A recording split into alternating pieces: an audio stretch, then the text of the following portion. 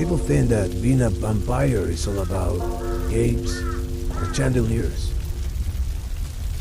Try to spend the next 400 years without a decent facial rig. You know, I'm going to tell you one funny story. Back in 1637, I auditioned for Hamlet, very mate. And guess what?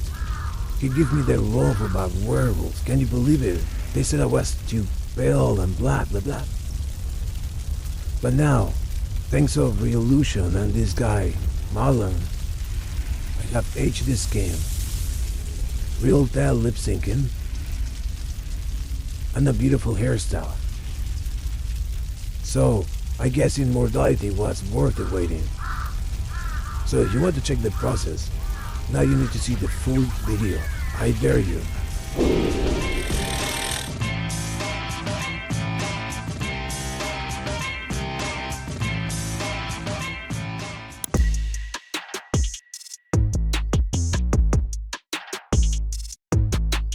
Alright, so let's get started by opening up the default male avatar. This gives me a solid base to start shaping the character, mostly focusing on the proportions and the overall vibe I want to go for. Now, since this guy is actually a vampire, I will be jumping into sculpting mode soon, so I recommend tweaking a couple of settings so it's easier to work. First thing I usually do is set the diffuse strength to 0, and then drop the diffuse color to a darker gray. That way, the lighting feels more neutral and I can really see how actually it shapes, like the facial structure, how it actually interacts with the base mesh. Next, I'm going to bring the modifier panel from the right.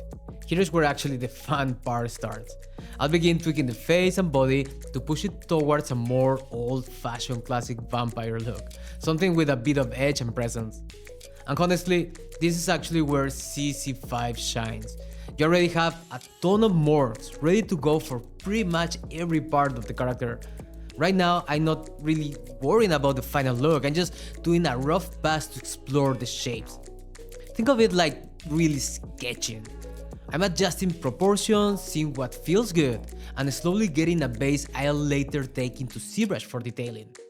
And the morph system is super flexible. You can change the torso size, the arm length, the head depth, the shoulder width, and pretty much all of that.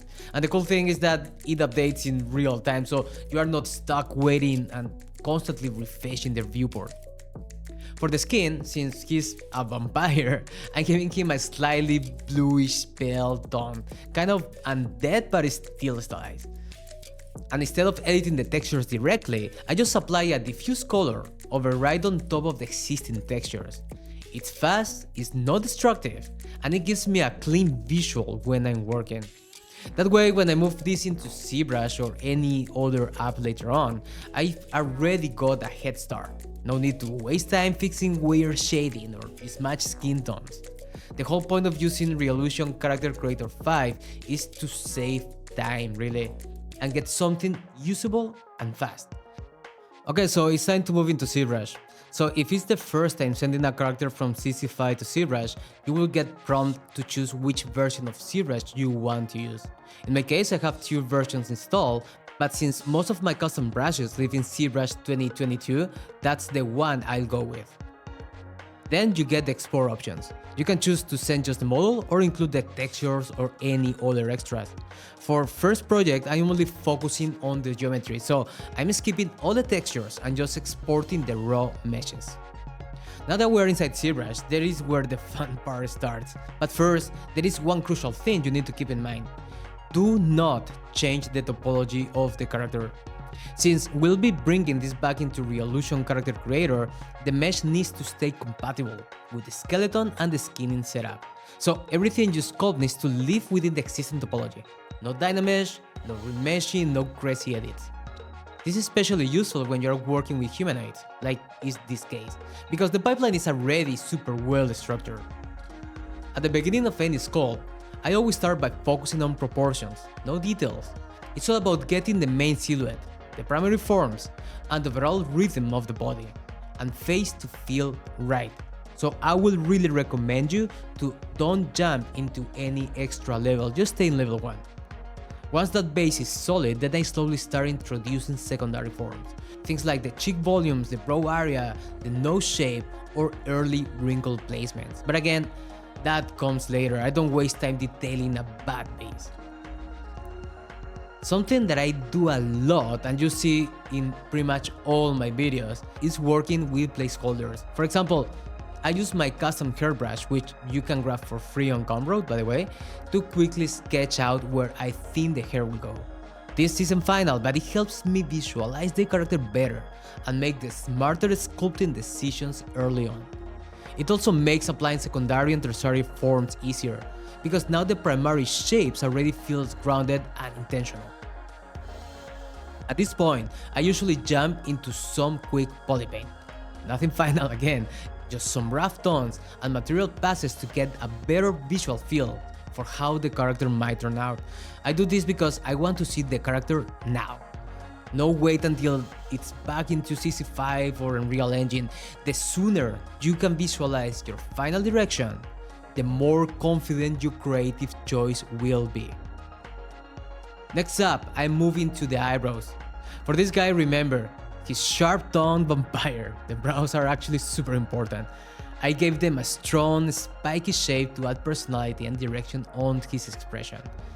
Even though I will later build them properly using Xgen Maya, that by the way you can watch in this other video, this placeholder helps me dial in the look early on. Once I was happy with the left eyebrow, I mirrored it over, and that was immediately brought more attitude to the face. But even then, something still felt off. From the front, the character looks good, but in profile it was feeling too neutral, it lacked personality. So I took some extra time to explore it from different angles, pushing and pulling shapes. Making sure that even in a neutral pose, the face had character, that it felt alive and intentional. I added subtle secondary forms, adjusting the jawline, tweaking the brow ridge, until it finally felt right. Alright, so wrapping up, at this point I had a base that I really liked, solid proportions, placeholders in place, and enough definition to move forward into the detailing phase. And again, I can't stress this enough, listen to me, placeholders and polypaint aren't just for looks, they are tools to guide your sculpting process, help you make better decisions faster, and stay in control of your design direction. It's time to send this character back into Character Creator 5. To do that, I'm using ZBrush, and a couple of things that are very important here. First, are turning off the diffuse channel because I'm not really planning to bring any polypaint or color information for this version. I'm only interested in the sculpted forms and the details baked into the normal map. Next, and this is very crucial, make sure your subtools are named exactly the same as they were when you first exported from CC5. Also delete any extra meshes or placeholders that aren't relevant for the final version. Character Creator is very picky about names here, and mismatched subtools will break the link. Once everything is clean and ready, just hit all, and ZBrush will automatically send everything over. This might take a moment, depending on your setup. When CC5 reopens, you get a prompt window asking which meshes you want to update or include in your project. Take your time here and double check everything. Make sure the face, body, and other parts are lined up and showing correctly. Once you hit update, the character will refresh inside CC5, and you'll immediately see all the sculpted details you added, including the normal map that came from ZBrush work. And this is where things get really interesting. Instead of going back to ZBrush again, I decided to continue shaping the body directly inside CC5. Why? Because CC5 now allows you to add subdivisions level and use HD morphs right inside the software, which makes it way easier to apply sharp anatomically details without manually sculpting everything. Honestly, this saved me hours of extra sculpting. No need to open anatomy books or guess muscle placement from scratch. The morphs are already there. Powerful, non-destructive, and easy to dial in. You can push them as far as you want, or roll them back at any time. I went through the full body, torso, arms, and legs. Even though I didn't have a final outfit in mind yet, I just wanted to explore what the new HD tools in CC5 could offer to this character, and to be honest, it was really impressive. By the end of this process, I was honestly surprised how easily and parametric everything felt. It reminded me a lot to how Metahuman Creator works in Unreal Engine 5.6, but with even more freedom to sculpt and customize. You get artistic-driven control, but with a solid technical pipeline behind it. And the results are clean, high-detail geometry, ready for animation, Unreal, or whatever next. So for this character, my main focus was always the face. And because of that, I didn't want to spend too much time building clothing from scratch. Instead, I decided to take full advantage of the body accessories and clothing presets inside Character Creator 5. If you go and download the free styling clothing pack, you get some basic outfits that you can mix and match. So for this guy, since he's a vampire, I wanted a simple but stylish setup. I started testing different items, layering things around and just seeing what combinations work with the vibe I was going for. And I even tried a few different band styles just to see what it felt right, but they are relatively low poly, and to be honest, that's also fine with me. If I need to, I can always bring them back into ZBrush, refine the shapes, and even sculpt more details later on. So at this stage, it was really all about finding a cool base look. Nothing too polished yet, I didn't mind about that. Then I moved into the shirts, and I actually decided to skip them entirely. This guy is ripped, so I thought, yeah, why not? Let's show that off. I kept it minimal, just a coat, pants, and then I moved on to the shoes. That, by the way, regarding the shoes in the pack, there was nothing that really, catch my attention. So I decided finally to pull some from my own personal library and place them straight in Unreal Engine later on. Since I already have the textures and materials for them, I plan to handle the LookDev directly in Unreal Engine too.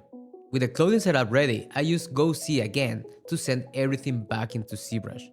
And here was also quite fun, to be fair. I already had a rough idea of the final look I wanted, especially the bottom of the coat, where I imagined it having more spiky jack silhouette.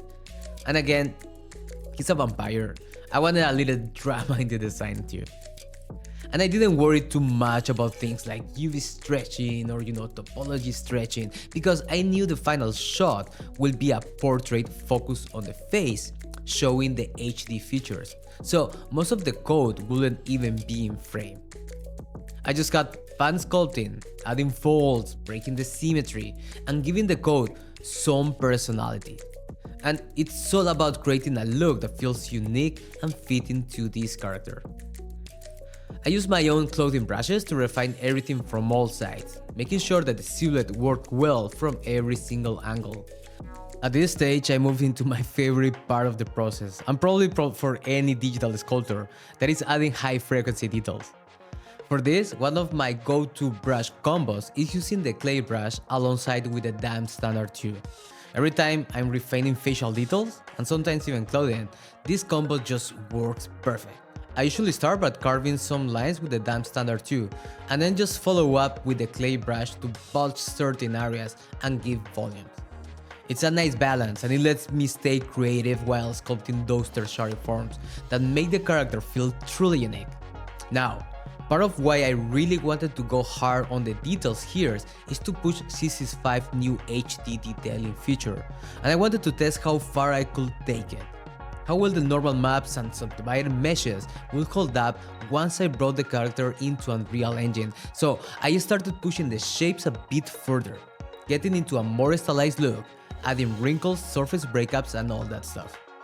And one big tip I always tell people: break the symmetry. And seriously, you have to do it if you want your character to feel truly believable. You notice here I already start doing some asymmetrical sculpting, not just around the mouth, but also in the wrinkles, on the folds, and the small imperfections across the face. Not everything needs to match perfectly, in fact, it shouldn't. Adding subtle asymmetry like scars or even tiny veins adds life and personality to your sculpts, especially for portrait work. And with all the fine details in place, I did a final polish pass on the silhouette, making sure that the overall forms looked clean and balanced from all angles. And then I was happy with it. I used GoC again and sent the mesh back into Character Creator 5, where I could apply the HD normal map, review the results, and get everything ready to export.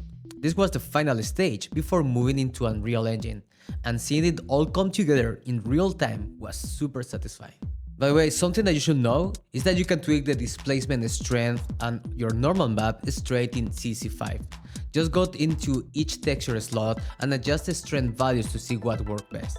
You'll notice that in some areas cranking it up adds more depth, while in others it might break the silhouette.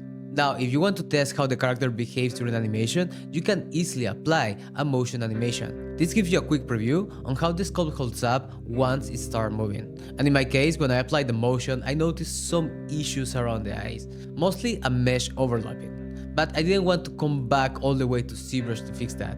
Instead, I selected the head mesh, went into Edit Mesh mode, and switched to Vertex Selection. From there, I isolated the affected area, and just started adjusting the geometry manually right inside CC5. This saved me a lot of time, no need to break the workflow or export anything again. Using a basic follow brush, I tweaked both sides until the deformation looked clean. Then I applied the animation again, and the issue was completely gone. So yeah, if you run into all these small issues like eye intersection or surface poking through animation, don't overthink it. CC5 gives you tools to fix a lot of that in place, without jumping between softwares. Before moving to exports, I needed to fix some skin weights, especially around the jacket collar. Because the collar was sitting pretty high, it was intersecting with the neck and the head during the rotations. So I went into the skin weight tools, select the bones I needed, mainly around the neck and the chest, and I started painting stronger weight values into the collar to help it follow the movement more naturally. It took a bit of trial and error, but once I tested with a few animations, it looked smooth and clean. Now, one of the most important steps is actually exporting to Unreal Engine 5. And make sure that your character is fully set to CC5 HD mode. To do that, go into Edit Expressions, and it is still set to CC4 Extended, switch it to CC5 Extended HD. Important, this change is not reversible, so be sure that you're ready to move forward before confirming. This step is critical because without the CC5 HD mode, the character facial rig won't work properly with the Metahuman Performance system inside Unreal Engine. Once that's set, go to File, Export, Clothed Character FBX, and choose the Unreal Engine preset from the dropdown. Now, since we are working in HD mode, be sure that you change the subdivision level for 2 under the export. This gives you enough geometry to support all the detailed sculpting and normal maps without breaking the compatibility. Everything else in the preset works great out of the box. No need to tweak additional settings unless you are exporting with motion. In this case, I just need the mesh, so I left the animation turned off. Also double check that your character is using the UE5 skeleton presets, so it stays fully compatible on the import. Once everything good to go, just hit export, and your FBX file will be ready for Unreal Engine. For the hair, I wanted something between realistic and stylized, so I created using Xgen in Maya. If you want to see the full process, how I groomed the hair, what expressions I used, and how I exported it to Unreal Engine, check out the dedicated video on my channel. Now, before jumping to Unreal Engine, there is one thing to do. You need to download and install the Character Creator Auto Setup plugin for CC5. I've added the download link in the description below. Once you download the plugin, extract the files and open two Explorer windows. You'll find a full installation guide inside the folder, but here is a quick version. Copy everything from the content folder into your Unreal Projects content folder. Then go into Plugins folder inside the plugin files and drag it into your project as well. If your project doesn't have plugins folder yet, just create one. And make sure you keep all folders named exactly as they are so Unreal can recognize them correctly. Once the plugin is in place, open Unreal Engine and make sure that both CC Auto Setup script and the Alembic Room Importer plugin are enabled. So first, in your project, right-click and import the FBX. Now I selected the file that I exported earlier from Character Creator 5. From the import setting, make sure that you have enabled morph targets.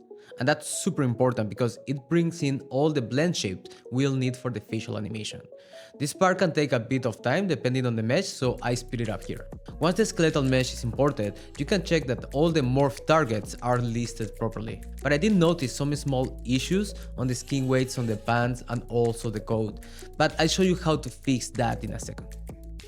To convert the imported character into a metahuman style Control RIg, just right-click on the skeletal mesh and choose Create CC Control RIg. This will automatically handle the body and head separation and set up the CC-based metahuman blueprint. Then, just for organization, I created a new folder just for the sequence. This way I can have everything tidied up. I created a new level sequence where later on I'm going to be importing my character. Now, let's talk about the hair. We need to import all the hair that we created in Maya XGen. So let's open up first the blueprint and let's create first the groom assets inside the blueprint. Let's select the face and then add groom asset. This way we're going to have already the inputs for the hair and also for the brows. Just make sure that you rename each of them correctly. Next, I created a new folder and imported the Alembic files. I imported just one by one, first the hair and also the brows. Make sure that during the import process you set the rotation X to 90 and the scale Y to -1. This prevents the groom from being rotated incorrectly in the scene. And you need to apply these settings to every single Alembic file that you import into your Unreal project. Now you need to bind each groom to the correct skeletal mesh.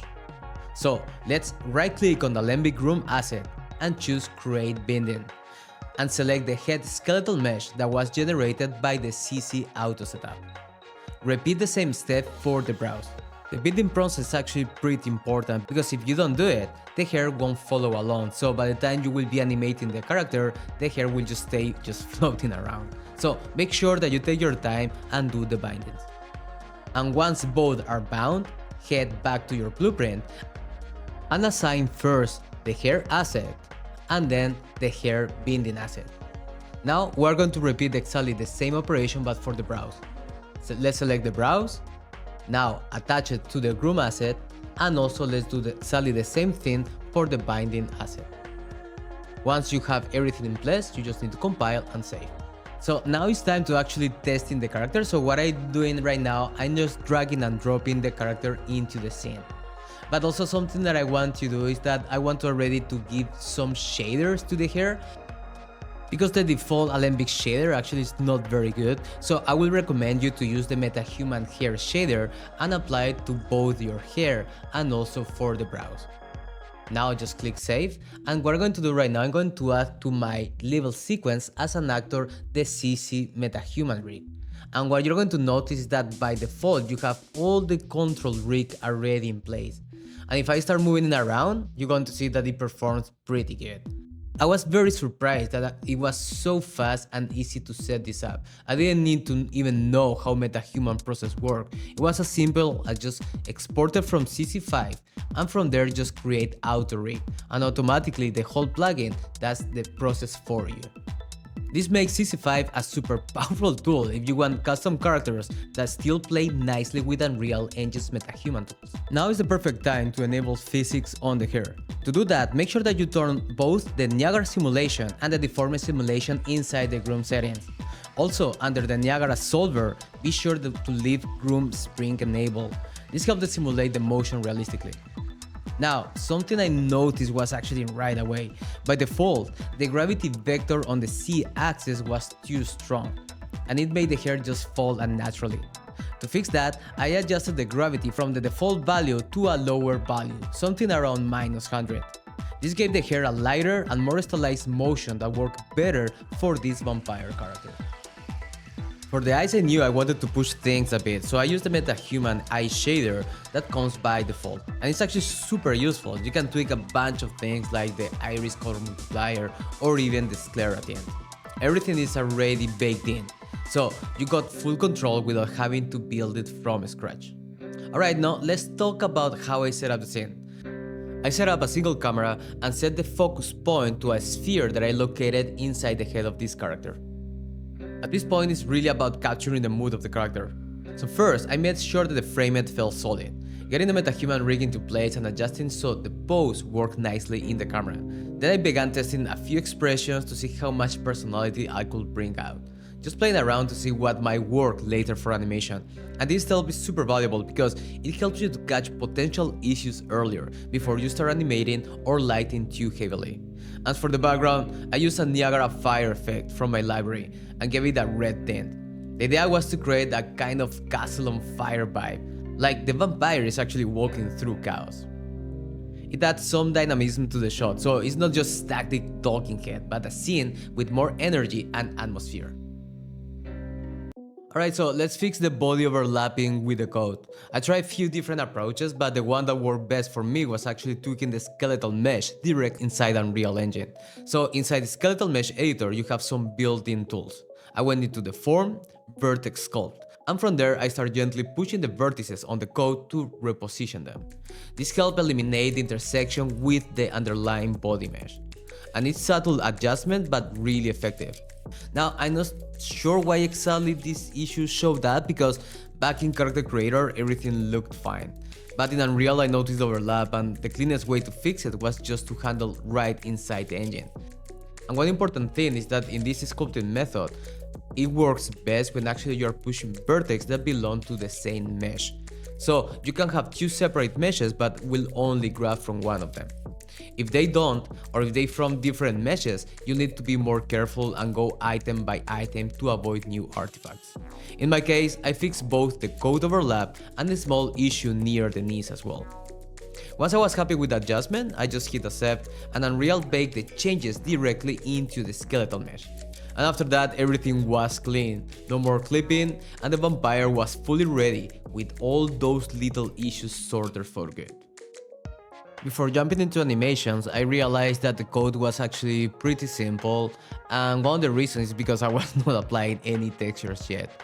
So I decided to jump into Substance Painter and import the code that I was creating in Character Creator.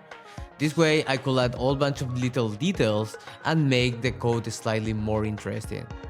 To be fair, I didn't want to spend too much time on this because at the end of the day, the most interesting part of this character was actually the vampire itself, and I wanted to test mostly the facial features, but it was important that at least I could give some attitude to the code that goes along with this character. For the facial animation, what I decided to do was record myself and export the generated WAV audio from my own performance. Then, I imported that WAV file directly into Unreal Engine and use it as an input for the Metahuman Performance setup. Once that's done, the process is actually pretty simple. You just select your head skeletal mesh and Unreal will automatically generate a facial animation based on the audio you provided. It syncs everything to your character, no need for external facial capture at this point. Once I'm happy with the result, I exported as an animation sequence, so I could later reuse it or re-import the facial animation when needed.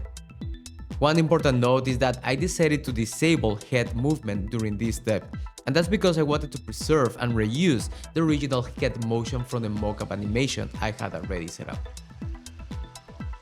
So I ran into a pretty strange bug while setting up this character in the level sequencer. It happened every time I added the Control RIg. So if you load your body animation and it won't play correctly by default, the Control RIg somehow overrides it. So here is the fix. After creating your animation, you need to delete the Control RIg from the sequencer. I had to go back and forth with this multiple times while loading different mockup animations, and this was the only workaround that worked consistently. With everything loaded, I brought in the facial animation I created earlier using the Metahuman Performance and added the original WAV audio to check if everything synced correctly. After a few tweaks, it just worked well, except the eyes. The head motion was a bit too strong and the eyes were jumping around, not properly tracking the camera. After some digging online, I found the issue. You actually need to enable the Control Look At option inside the Control RIg. And when that's turned on, the eyes will properly follow the eye controller, which makes actually a huge difference, especially if you want your character to look at the camera or maintain consistent eye contact during big head movements. Even with that fix, the eye movement wasn't actually perfect, so I had to go in and do some frame-by-frame tweaking, making sure that the eyes always stayed locked on the camera in a more believable way and natural way. And that's it, guys, from sculpting in ZBrush to customizing in Character Creator 5, grooming in Maya, and bringing everything together back in Unreal Engine 5.7. This was a full breakdown of how I built and animated my custom vampire character. with real-time performance, facial animation, and even some last-minute problem solving along the way. So if you found this useful or want to see more behind-the-scenes workflows like this, feel free to drop a comment, like the video, and subscribe to my channel. Thanks for watching, and I see you in the next one.